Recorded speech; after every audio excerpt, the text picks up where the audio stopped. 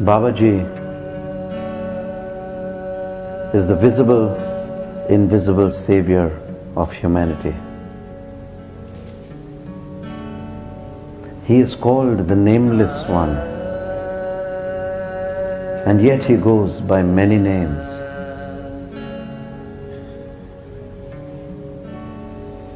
And as he is beyond the comprehension of the normal ken of humanity, he often accommodates himself to the limited understanding of us human beings and appears to us from time to time.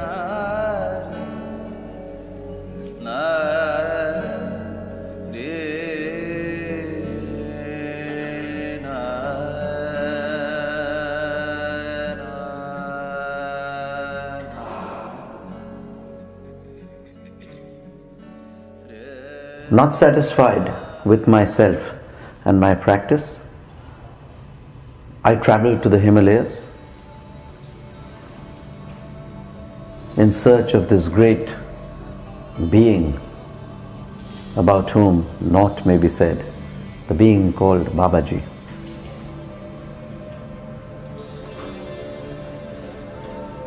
And at first when I began on my trek to the Himalayas, it seemed that the path is very difficult and it's a long journey to a goal which I may never find.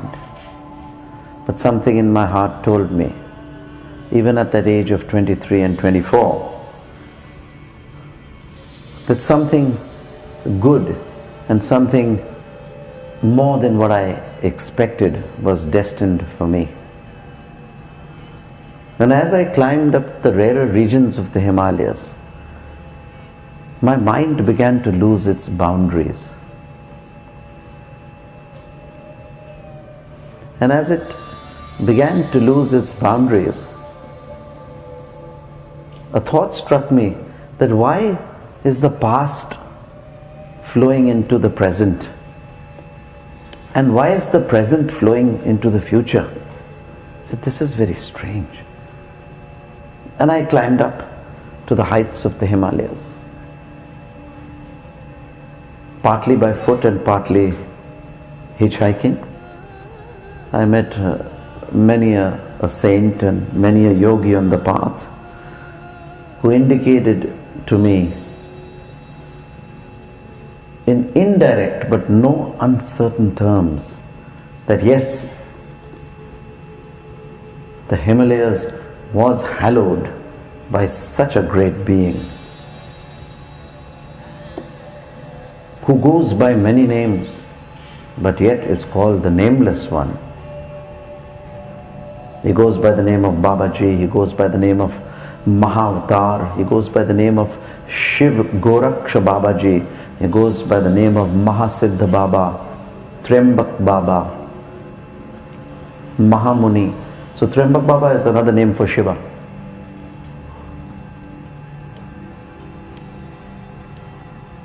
Anyway, the long and short of it is that as I traveled up to the rarer regions of the Himalayas, it didn't take me very long to be acclimatized like it would take now. I mean, as you grow older, you take more time to acclimatize. And I went to the sacred place of Badrinath, worshipped at the temple of Badrinath. From there went via Charan Paduka, which is at the base of the majestic Neelkanteshwar mountain, and carried on into the rarer regions, losing all sense of direction. The boundaries of my mind melted, and for a moment I thought that this is a crazy place. Am I hallucinating? Just at that time, I had a vision of the divine form of the mother at the age of, say, a 12-year-old girl. She gave me the confidence that you are on the right path. This is the place hallowed by Babaji.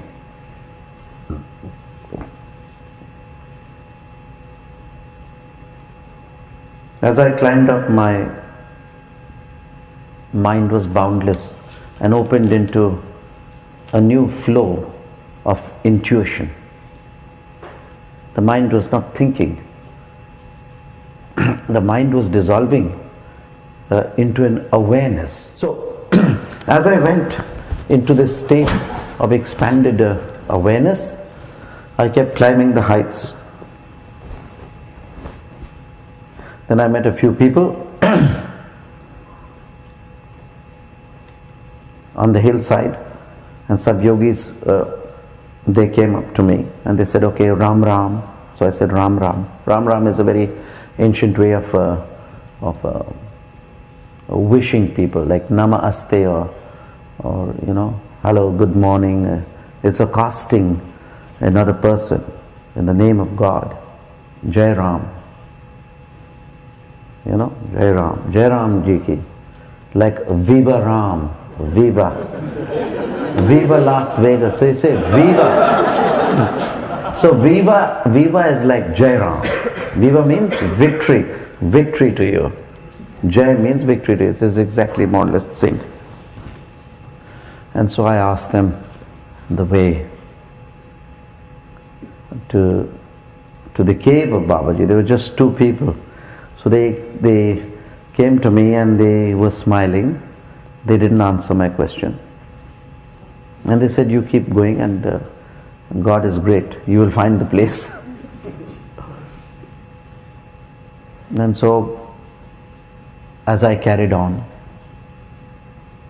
my journey, I came upon a high rise where it was flat and green. I do not know how much I had climbed, because my climb started from 10,500 feet. And at the age of 23, you know, a person doesn't get tired. So, and we had the school habit of jogging partially up the hills. So I said, no, jogging up the Himalayas is quite an idea. So let me try it. So I carried on, and after some time I gave it up as a bad joke. It was unending, and the path narrowed. One very peculiar thing happened. Whenever I give an experience of my journey to the Himalayas or my meeting Babaji, I always am not able to give the complete experience. I cannot capacitate, or I cannot formulate the whole experience in a picture. New incidences come up every time, which I have not given formally. So as I climbed up, I was able to make good my way. And then suddenly the path narrowed. And when I walked on the path, there was a steep fall. The fall could have been, you know, the lesser was the 300 to about 1,500 feet or something. There were deep ravines. And then a voice came. Who cometh there? Go back, there's nothing here, nothing for you. Came in Hindi, the voice, a loud voice said, Hey Morao, wapas lord jao. Hey Morao. Morao means, oh boys, go back, return back. You'll find nothing here. Go back. I said, this is very strange. Voice sounded alien. I didn't seem to agree with the message, although it came as a sound through the air, you know. Return back, there's nothing. I said, no, I'm no way going to return back. I said, I've not come to return back. I've come with a do or die spirit. So the do or die spirit is there, which helps you a lot. And definitely, maybe at times I thought that it was me making the effort, or it was due to my great chivalry or my determination that I met Babaji. No way. It was His grace and His glory. And because He desired it to be so, it was so. Of course, there were these stored impressions in my memory bank which came to the fore and flowered. They were my good karma of a past life. And because of this good karma and the blessings of Babaji, I was able to reach a certain place. Then I rested. As it began to darken, the evening tide came. I lost all sense of direction, and by the time I'd reached there, I'd lost my mind. So as I went on, I disengaged myself. The consciousness was able to disengage itself and go into a higher flight, a higher state of what you call trance, which is not trance, it's higher. It's an ecstasy of expanded awareness. And when I went there, I lay down exhausted on a grassy patch. Because the height could have been easily 13 to 14,000 feet. It was the summertime. So this was a little above the snow line, is 12 to 13,000 feet. That's where I was. And the clouds came over. And as the clouds came, I was lulled to a sleep and felt I was being revamped and washed by cool and warm currents running up and down my spine.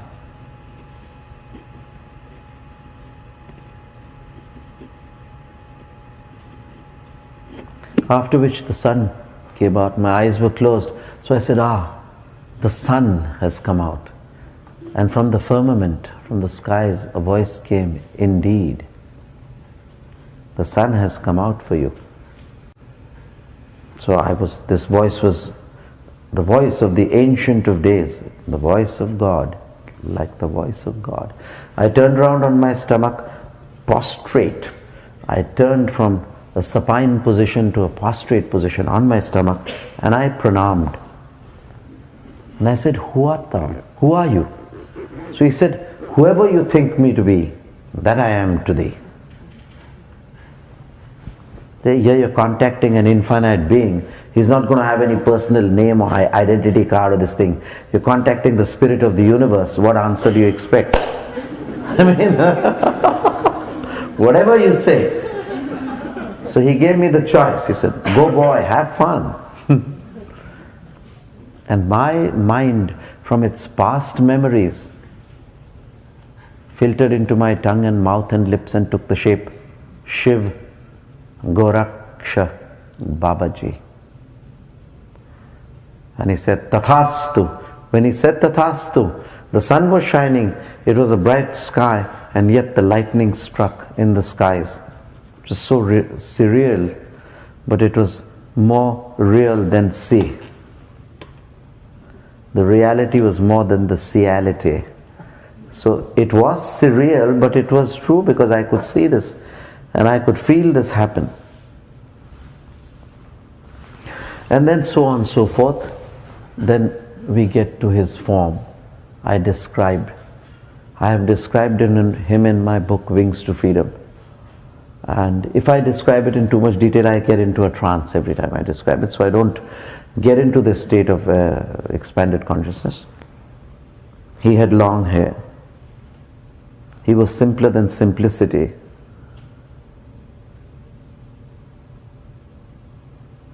And his body was dry and yet appeared wet. And the fragrant odor of his body told me the tale of his immortality.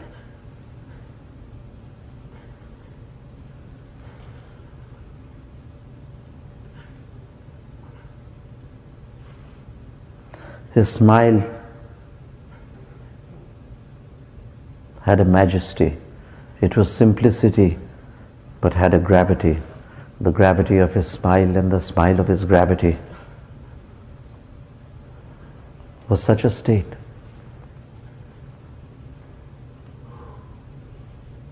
that it could break the space-time continuum and take you beyond the rings pass not. His smile could take you to the land of no return.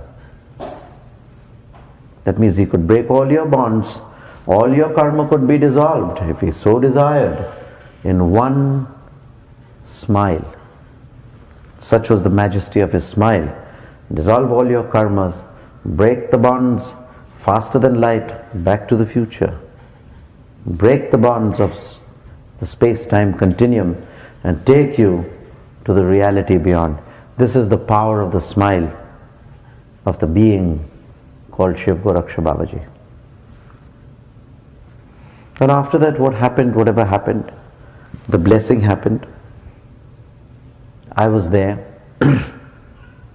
out of my physical body, out of my emotional body, out of my mental body, out of the causal body even, just in a vast space of awareness, partaking of Him who was a part of my innermost being. This was the experience, and beyond that it is difficult to describe. So this was the meeting of this great being who in His compassion has come to us. He belongs to no religion, no creed, no caste. He is the innermost core of the essence of our souls. And if we practice Kriya Yoga sincerely, we will be able to see Him, to realize Him in the depths of our own consciousness. This is the being called Babaji. He is so easy to contact for a child with a pure heart. For elders, we must work. So this was my meeting with the great Shiv Goraksha Babaji, and it was deep in the night after I had finished this that I trekked my way back from this place, which was not made known to me, nor any map nor any direction was given. Chidananda Rupa Shivoham Shivoham Chidananda Rupa Shivoham Shivoham Chidananda Rupa Shivoham Shivoham